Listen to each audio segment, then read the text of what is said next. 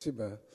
Уважаемый Вячеслав Викторович, уважаемые депутаты Государственной Думы, на самом деле, значит, законопроект, он очень важный.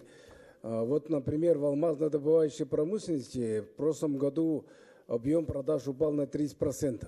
Можно, конечно, рассуждать о причинах падения сбыта алмазов, ну, в том числе менеджмент и так далее. Но появился конкурентный сегмент алмазного рынка, то есть появились искусственные алмазы, которые никак нельзя отличить от естественных.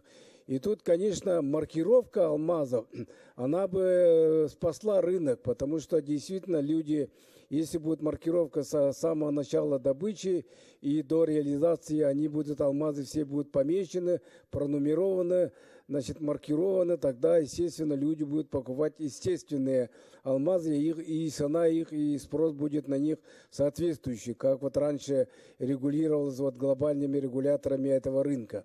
Но, к сожалению, сегодня этого нету. Насколько я знаю, маркировка, она никак не реализована, хотя предложений, вот как и сказал представитель правительства, и насколько мы тоже знаем, предложения разработки этих технологий, как маркировать алмазы, они есть.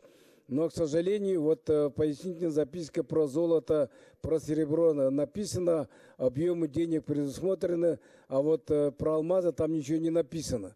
Это говорит о том, что закон-то он как бы сделан нормально, но для алмазного сектора, насколько я, по крайней мере, из записки не видно. Поэтому я хотел бы просить правительство, чтобы эту работу, значит, взяли на контроль, реализовали такой проект, как маркировка алмазов, и это способствовало бы улучшению объема продаж нашей единственной алмазодобывающей компании «Алроса».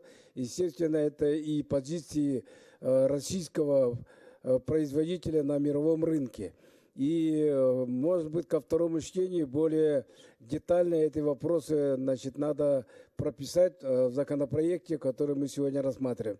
Наша фракция будет поддерживать. Спасибо.